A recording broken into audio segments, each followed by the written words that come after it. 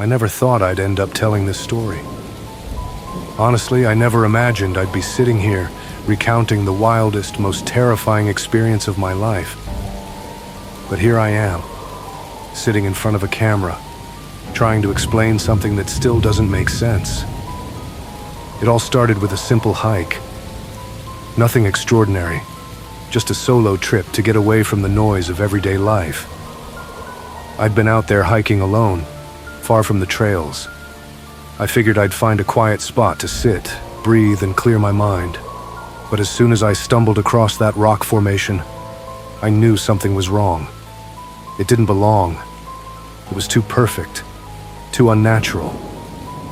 Curiosity led me closer, and what I found stopped me dead in my tracks.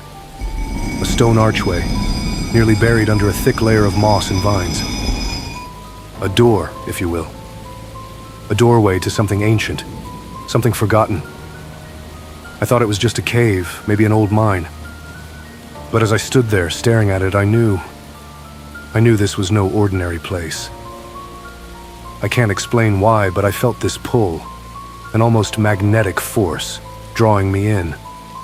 Even though every instinct screamed at me to turn around, to leave this thing alone, my feet moved forward. I squeezed through the entrance, crawling into the darkness. My flashlight flickered and the beam barely cut through the thick blackness. But there was something about the air. It was different. The walls were smooth, too smooth to be natural, with intricate carvings that seemed to pulse under my flashlight. They were symbols, ancient symbols, as if they were trying to communicate with me. I had this sinking feeling. Something wasn't right. I had no business being there, and I should have turned back, but I pressed on. I mean, what harm could it do? I was just exploring, right? What I found next, it was unlike anything I had ever seen. The tunnel opened into a vast underground chamber, cold and damp. The air was suffocating, and my breath came out in sharp, shaky gasps. In the center of the room was a massive stone structure, an altar. It was covered in dust and grime, but there was something mesmerizing about it. The energy in that room felt wrong, like it was alive in some twisted way. As I stepped closer to examine the altar, a piece of the stone caught my eye, an inscription, half buried in dirt but still legible. It read, "Leave no trace, leave no mark." It didn't make sense, but something about those words, it was like a warning, and yet I ignored it. The pull was too strong, and that's when I saw it.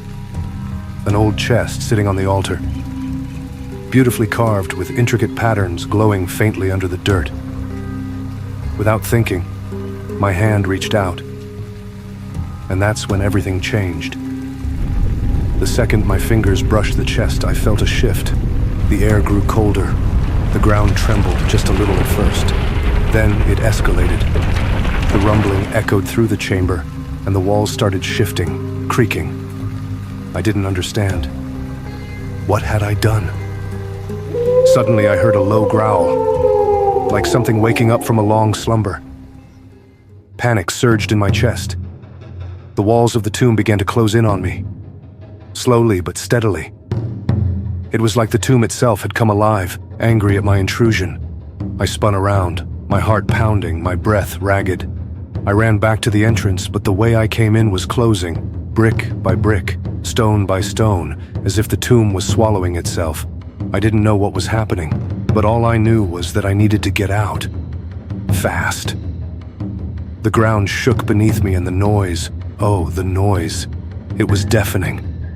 It felt like the entire tomb was alive, shifting, trapping me. I barely remember how I made it out. My mind was a blur. My heart was in my throat, my legs shaking from fear. I remember crawling back through the narrow entrance, my body aching.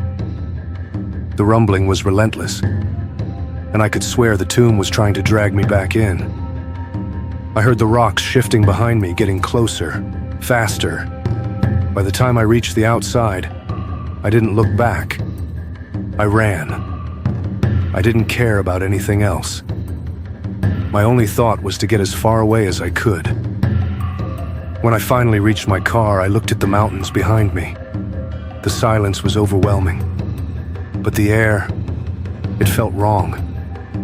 Like the tomb was still watching, waiting. I don't know what I found that day. A tomb? A forgotten piece of history? Or something far darker? But one thing's for sure, I'm never going back.